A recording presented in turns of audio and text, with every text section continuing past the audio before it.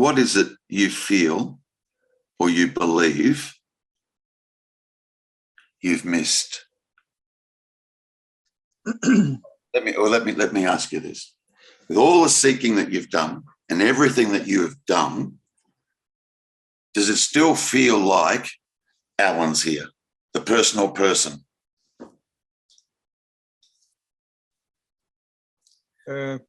Yeah, to an extent. Good. So you feel like there's a me here, yeah? Good. Is it the me that's feeling like there's a me here? Have you looked at that?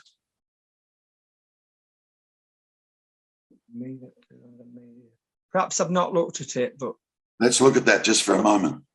Yeah. Just, it's really important that you try and get your head around that question I've just asked you. Because I still feel a me here, but and who is it that feels there's a me here? Is it the me that thinks there's a me here? Yeah, that feels there's a me here.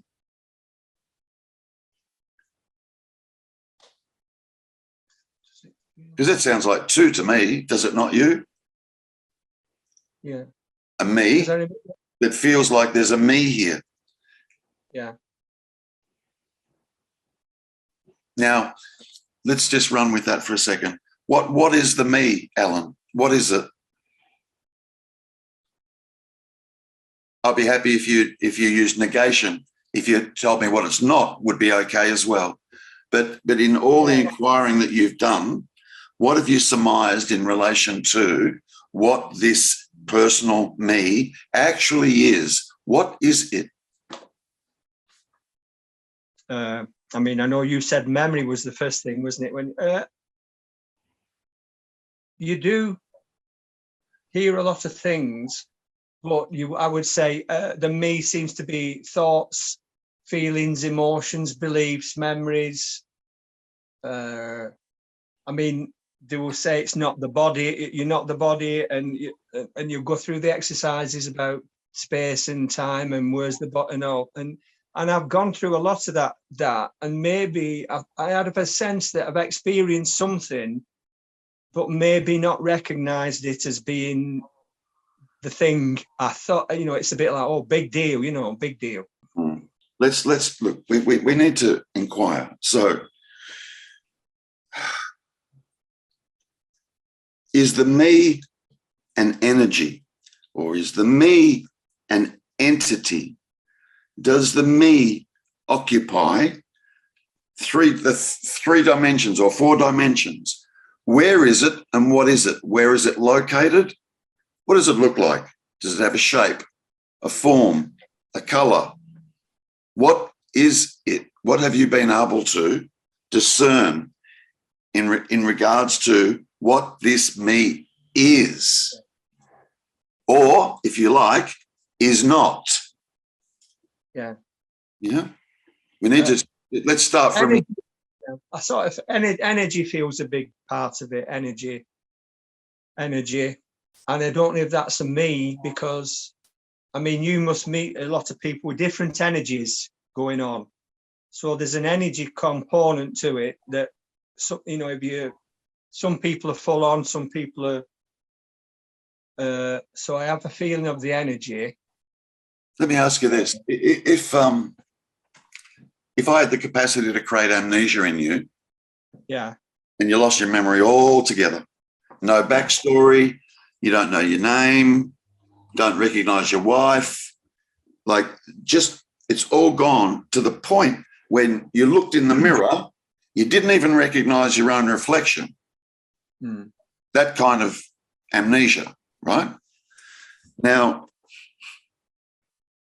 if I was able to create that in you, or we were able to, you know, hit you on the shoulder with a little magic wand here, and boom, that was all gone. You know?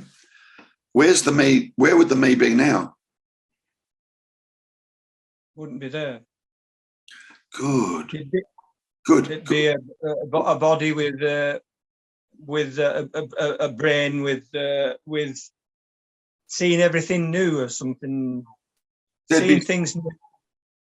Good. So there'd still be seeing, hearing, tasting, touching, smelling. You'd be alive, you'd be conscious, and there would be awareness. True? Yeah. Good. Now, what we're trying to spot is, what is this me? And you've just identified it. Do you realize you've just identified it? In the absence of thoughts, literally, in the absence of thoughts, me disappears. Because me is an idea only. Big, big, big story, Alan. And everyone's got their own big, huge backstory, which is often referred to as memory. Yeah. And you ask the person, so tell me about yourself. And people will go into the backstory. Yeah, they go, oh, well, I went to such and such a school and I did this and I got married in such and such a year and I'm currently working at this company. I've been at this. I started working at the current company I'm working with 10 years ago, and we go into the backstory to tell somebody about our me. Now, what if I said to you, tell me about your me that's sitting here, right now, whereby you don't need to reference the backstory? Because I'm assuming if there's a me here, it's sitting in front of me. Tell me about this me, right here, the one that's sitting here with me. You don't need to go into a backstory to tell me about this, surely, because your me is present and it's here. Tell me about this me. What could you tell me without the backstory? Not so much. Fuck all, right? Right? Not very much, yeah. Yeah. Not very much, apart from the bodily feelings but not. Yeah, but you could, if there's no dialogue or no thinking, then there'd be no thinking about, oh, these are my feelings. Yeah. That would cease as well. Yeah. So it's really, really, really important to be able to fully come to see what this damn me is. And all it is a pattern of thoughts. Now, here's the problem. Here's why we get stuck and confused. There's two things going on. There's an inner dialogue that's going on all the time. Mind, your inner world, yep, your life and what you're planning to do in the future, what you've done in the past, and that inner dialogue. Yep, there's a narration going on all the time. Yep, most times. Yep, might disappear in deep sleep. Yep. So there's that going on all the time, and they're just thought patterns. They're just patterns of thought that just constantly happen. And the interesting thing about those patterns of thoughts is you can't stop them. Therefore, you're not the thinker of them. It's just happening. So your personal me in regards to thoughts is just happening. Nothing to do with you. That's sitting here with me right here, right now. Nothing to do with you that's sitting here with me right here, right now. Yeah? Because sitting here right now, I could get you to reflect back on your backstory, could I not? Yeah.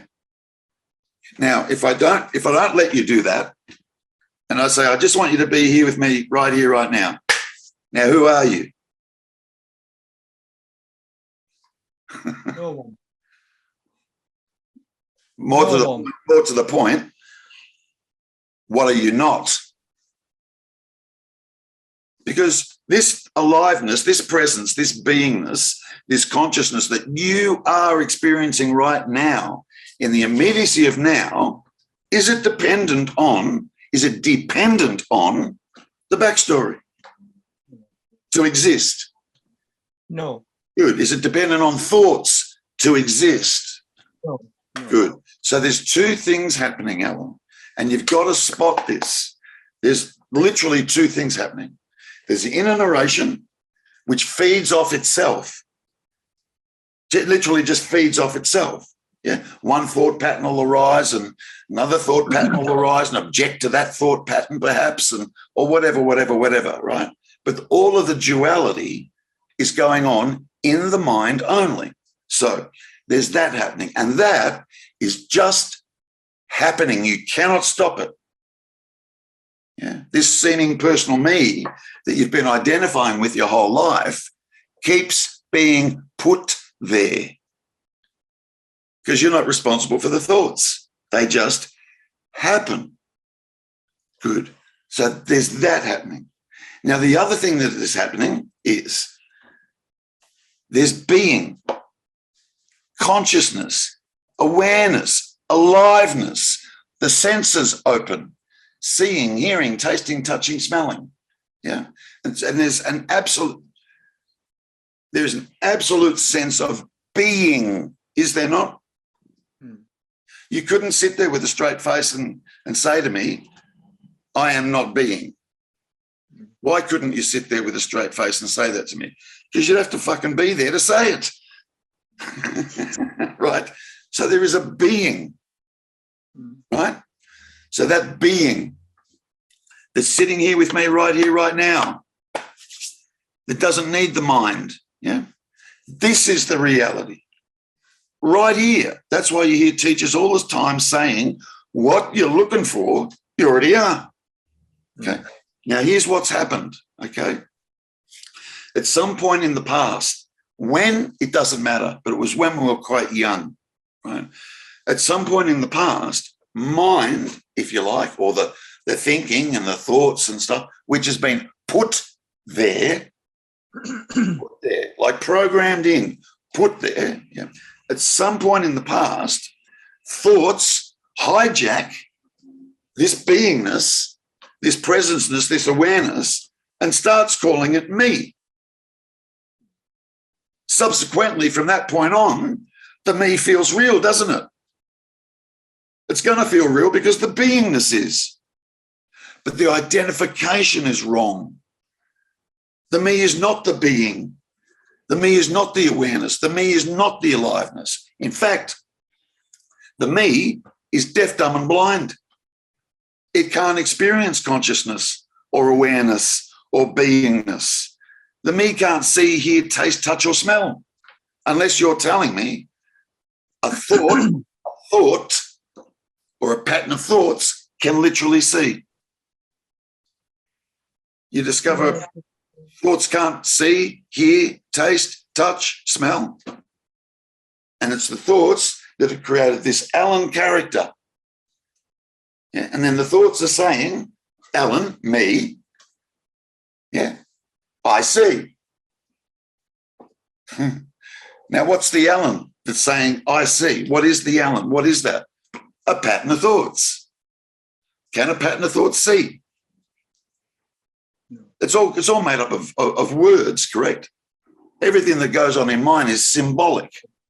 All words. Now, is the word water water? No. Clearly not, yeah?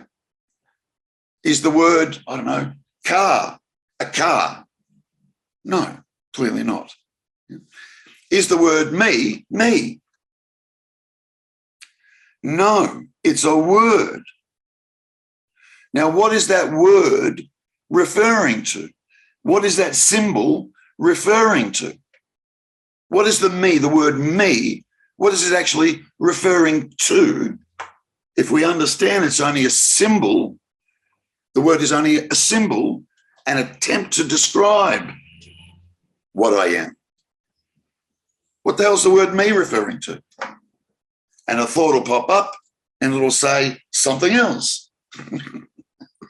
Or whatever. Yeah. The duality, Alan. The duality is only in the mind. It's not outside of mind. Now, mind will struggle with that because mind will attempt to try and challenge that. Mind will say things like, well, I'm sitting here, Terry, and you're sitting over there. That seems pretty dualistic to me. And all you're getting there, right? And all you're getting there is how powerful the mind is and what it creates. Outside of mind, everything's non-dual. The only thing that makes seeming duality is mind. Why? It's its nature to do that. You can only, you're aware of your thoughts. They swing, often referred to as polaric opposites. Could you know heat if you didn't know cold? You need the reference, don't you? Could you know love if you didn't know hate? You would know love because you didn't have to know what the opposite is. Yeah. And then we swing incrementally between those 2 points all the time. That's what thinking does. It's only thoughts that are doing that. Now, if a thought, can we both agree that for you to experience anything, Alan, can we both agree that for you to experience anything, I don't care what it is, even sipping that glass of water, what you just did then, can we at least both agree that for you to experience that, you have to be conscious? Yeah. It's not rocket science, correct? That's right. Right. All right. Now, all the thoughts that happen in your head, and we assume they happen in the head, by the way, we only assume they happen in a head, but I won't go there, but all the thoughts that, yeah. Like, how do you locate it? But we use the terminology of thoughts in my head, right? So all those thoughts that are going on in mind, do those thoughts experience consciousness? No. Alan, then what's the backstory based on? Pause just for a second here. Alan, what's the backstory based on? Because that's all memory. It's all memory. It's all thoughts. If thoughts are not conscious, then thoughts do not experience anything. Therefore, what thoughts are saying and have been saying your whole life is all made up. That's the illusion. That's the delusion, or more often than not is referred to as the dream. Yeah, I never saw it as that. I always thought the dream was something magical and special and mystical. A veil was going to be lifted. The glasses were going to be taken off. And that's what I said with your teaching. I thought, I now know what the dream is. Yeah. I thought it was something else. Yeah, got it. Good. Great. Good. Thank fuck we cleared that up. Yeah. And obviously I've been looking for, not obviously, a future event where it will all ping. Yeah. I'll pop. Yeah. And in the future, I used to think, when somebody used to meditate, when you meditate and you feel better if you do this and you do, and I used to always think, feeling better in the now isn't the thing. It's got to be all at once. You've got to get this thing all at once, and it could be in the future. And I'm thinking, well, I'm missing out on being here, because I'm thinking it's over here in the future. Which is all the mind can do. Yeah. The mind can't experience. See, the mind can't experience the now. It always misses it. All it knows is what it's created, which is a past and a future. And even the now, when you try and quiz the mind on what the now is, it still believes the now is still an increment in time. There's this now, and then there's the next now, and the next now, and the next now, and that these nows, they all go into the past, some place. Where? Yeah. Has anyone ever located the actual past? Can we go back there? Yeah. And, kind of walk around in the past for a little bit, go, so this is where the past is. It's not a place. Total imagination. And the same with the future. Total imagination. Yeah. What this is, Alan, what eventually happens is we wake up to the dream. No, not from it. What does that mean? If I had have said, you wake up from the dream, would that have felt more comfortable or not? Or has the same query come up? I'm probably just thinking from the dream means you're in the dream. And what does to the dream mean then? Yeah, to the dream means you don't wake from it. What that means is the character that's in it can't wake up. Let's just say this, all right? You recognize the dream. Yeah. Yeah. That's to the dream. Yeah. You've woke up and you've seen it's a dream. So you've not woke up from the dream because you can't wake up from being inside all these thoughts and ego and stuff. Good. Let's look at it like this. Let's say you're asleep, your body's lying on the bed, it's horizontal, and you're having a sleeping dream, a nighttime sleeping dream. Yep, the body's horizontal, it's not going anywhere, right? And then your dream character arises in the dream. Yep. Do we have any control in there? No, about as much control as we have out here.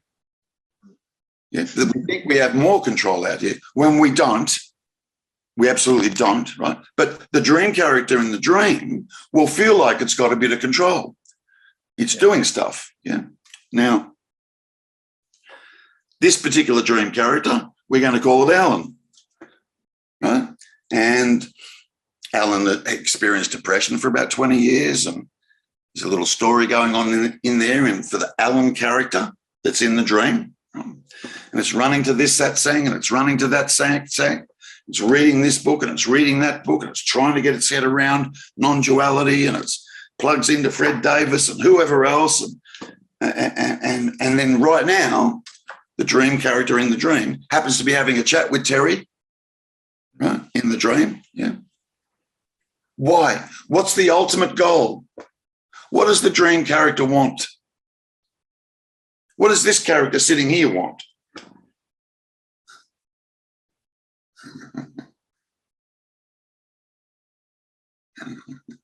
And maybe it's a little bit new for you because you kind of weren't sure what the dream actually meant. Yeah.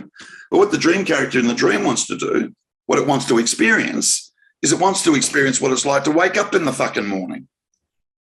The dream character in the dream wants to experience what it's like to wake up in the morning. What happens to the dream character when you wake up in the morning? What happens to it? Mm. You can't fucking tell me it's here. Mm. It's a dream.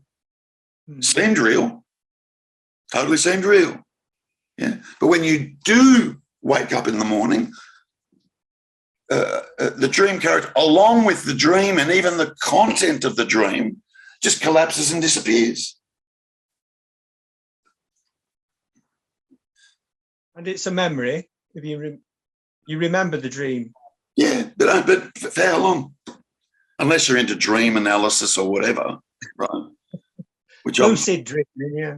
Yeah, right. So we wake up in the morning, and it's upon waking in the morning that we realize we've just awoken. We would say that we've just awoken from the dream, which is incorrect. Right? Yeah. You wake up to the fact that it was a dream. You wake up to the fact that, thank fuck that was a dream. Some dreams, right? You wake up and it's like, whoa. Yeah, that's how real the content of the dream feels. Yeah. Then what happens when we wake up? A microsecond later, and we're unaware of it until we are. A microsecond later, the waking dream kicks in. Now, this character, this Alan character that believes it's sitting here with me and is wide awake, and you're sitting in your home right now, and it's, we're getting to the end of the year 2021, and there's a world out there and there's COVID everywhere and so on. Yeah. This character is also a dreamed up character that also believes it's real and also wants to awaken from the dream. But it doesn't quite get that this is a dream. It's easy to understand the sleeping dream as a dream. That's easy, yeah? Then to make the shift and say, this too is a dream, yeah? And that's my job to try and get you to see that. Well, that's the thing I got, that Good. I've heard that for years Yeah. and never understood it because it's not been explained properly. Yeah. You just think, oh, this can't be the same dream as a nighttime dream, a sleep dream. This can't be the same, because you're thinking, oh, it's mystical. But you were saying it isn't. You've dreamt this character up through every thought, emotion, conditioning. It's the same dream as the sleep dream, but in a way it isn't that, but it is that, isn't it? You say it's, Yeah. there's a realization that this character has been dreamt up by all sorts of things. Yeah. You know, and the difference between this waking dream and the sleeping dream is this one always seems to have continuity. Always picks up where you left off. And it's solid. It seems solid. Solid. True, but if you ask the dream character in the dream if things are around him are solid, he'll say yes. He looked at you a bit stupid, actually. What do you fucking mean? It's solid. Yeah. Is there really a mountain over there? And he'll look at you and you'll be thinking, fucking, I need to call a fucking ambulance for this dude. Is there a Of course there's a fucking mountain over there. The sleeping dream character would say that. Yeah. The sleeping dream character is absolutely convinced that the world that it's living in is real, and so too is the self. Totally convinced. But in that sense, you think this character is a dream character, but the world is solid. Out here, you mean here, now? I've dreamt Alan up. Have I also dreamt this up? The world. When you say I, who are you referring to? That's the point, yeah. Sorry about that. I had to just point that out for a sec there before you went off on a tangent. Who's dreaming the Alan character up? Yeah, and it's the world. If there's only Alan, yeah, who the hell's dreaming up the Alan character? So he's got to start, something has to start afresh. Well, if the Alan character is being dreamt up, it can't be the Alan character. No. If we don't break or smash or unravel this illusion that Terry is a personal self and I'm a personal entity. Yeah. Yeah. I'm separate from everything else in the world. Yeah. I have free will. Time is real. I was born and one day I will die. And I can exert my will over, let's say, objects in the world or people or, you know, whatever. Yeah. That's got to be challenged. Is there in this, the starting point is looking at the me, and then do you go to other elements then, like causality and no doer, or? Well, there's no such thing as causality. Yeah, that's another hard one. That's a difficult one, isn't it? Of course, but you have to understand that with causality, there's effect, right? Yeah. Cause and effect, right? Yeah. There's your duality. Yeah. We've been living in that world our whole life. But here's the point to that there, Alan. You've never acted. Yeah, that's, yeah. Ever. So the idea of, oh, if I completely let go, I'll just be a doormat. No, and I'm just going to do who? Who the fuck's going to do that, right? Yeah, I know. They say, I think they said Adi Ashanti had that sort of, somebody asked him a question, is there any free will? And he said, it's worse than that. You don't exist. You know? Yeah.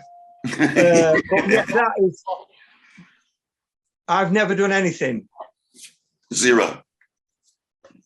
Yet. things have been done, correct? Yeah. We're just not the doer of it. We think we're the doer of it. It's all happening. Yep, we think that, man, I don't know about you, right? But I'll freely admit I'm not fucking bright enough or intelligent enough to be able to put all the necessary computing power that I would need to put in to be able to walk this body down the street so it didn't keep fucking falling over. Yeah. Just walking. You know how difficult it is for them to make a robot walk? The computing power that they've got to put into that for balance and all the little nuances that happen, I'm not fucking bright enough to do that. That walking's just happening. In fact, 99 times out of 100, the average person isn't even conscious of walking. They're in their head and they're living in their inner world, thinking about this or thinking about that. What happened last night or what's going to happen tomorrow. But they're not even fucking conscious of walking. Walking's just happening. We're not smart enough. We're not bright enough to be able to, and that's just walking. Yeah. You know, like, man, I've got free will. Well, it seems like there's two things going on, because on one hand, I would say I'm in charge of the body and I'm responsible for the body. Yeah. I walk the body down the street, or I clothe the body in the morning when I get dressed. Yeah. Yet. So is that the same with somebody seeking? They're not doing anything. So some people seem given to this and others aren't interested. Correct. So no one's doing that either. Correct. Otherwise, there's free will, which would imply a person, which implies a person that's the doer. I'm not saying doing isn't happening. Fucking doing is going on all the time. But the doer of all of the fucking doing that's happening in the whole fucking universe, not just on planet Earth, all of the doing that's happening everywhere is one will. That's the absolute then, yeah. Yep. Yep. So we should stay in bed then. Anything can happen. Only if that's what the absolute decides it's going to do. Yeah. Because I think Ramana Maharshi used to say things like, it's like me, you play the guitar, don't you? Yeah. I must have had hundreds of guitars and never hardly done it. And I wasn't meant to play a guitar. Yeah. It didn't happen for me, but it did for you. Yeah. But then again, you have the discipline to learn it. Well, it just happened. It just happened. But you thought you were doing it at the time. Yeah, absolutely. I think Dave Gilmour said, the guitarist Dave Gilmour. Yeah. From Pink Floyd, is he? Yeah. Yeah. I think he's actually said himself that he doesn't feel he's playing it. Something's, when he's playing it, he says, I don't feel I'm playing it. It's just that's the truth. Occurring. That's the truth. Mm. Look at tennis players when they play the most brilliant fucking game of tennis they've ever played in their whole life. Mm. And they say, Jesus, man, what happened? Yeah. And the response will be, because they know no other response, was, I was in the zone. And being in the zone purely means not thinking about anything. It's just happening. Just no time to think, just perfection. Perfection in the now. God's playing tennis. Even when we play a shit game of tennis, God's still playing tennis.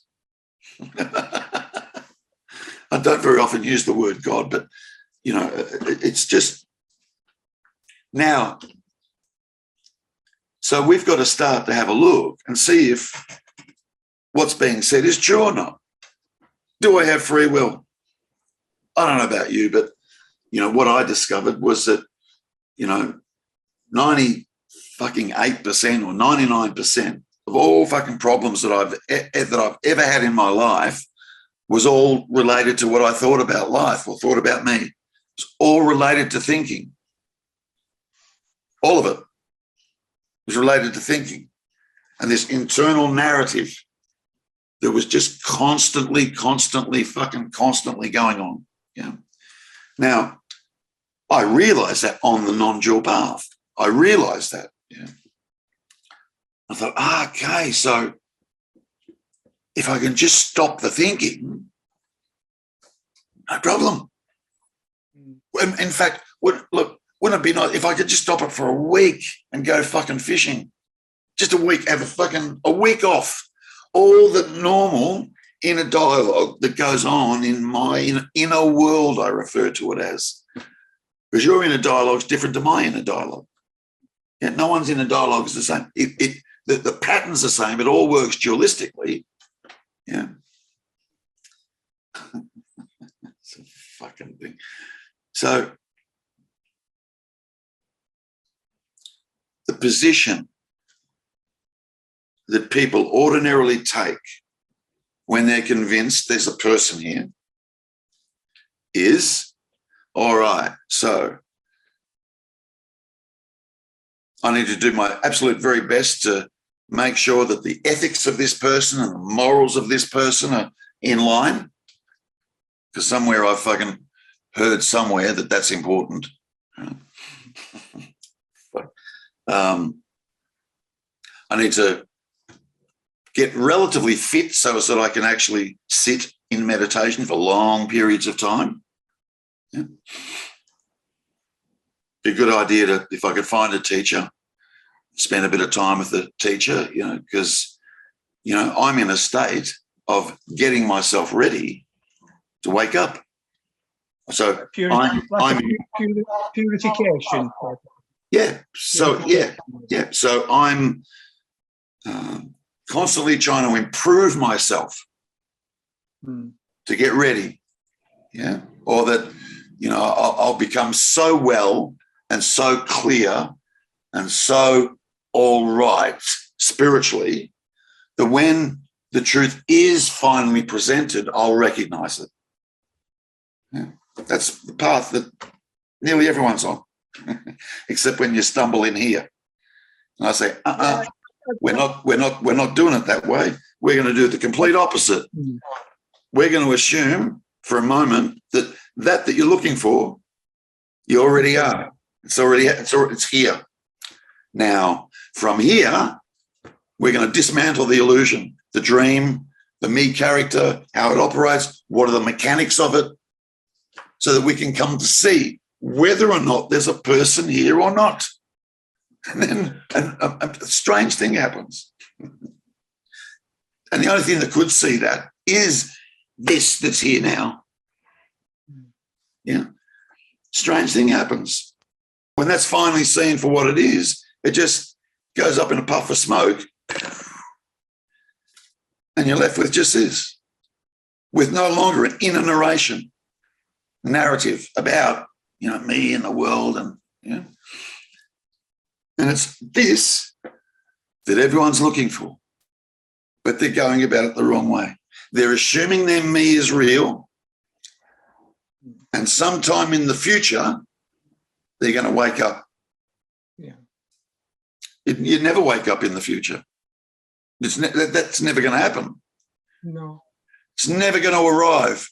Whilst there's a me here, it never arrives, because it's the me that constantly enforces and creates the future and the past.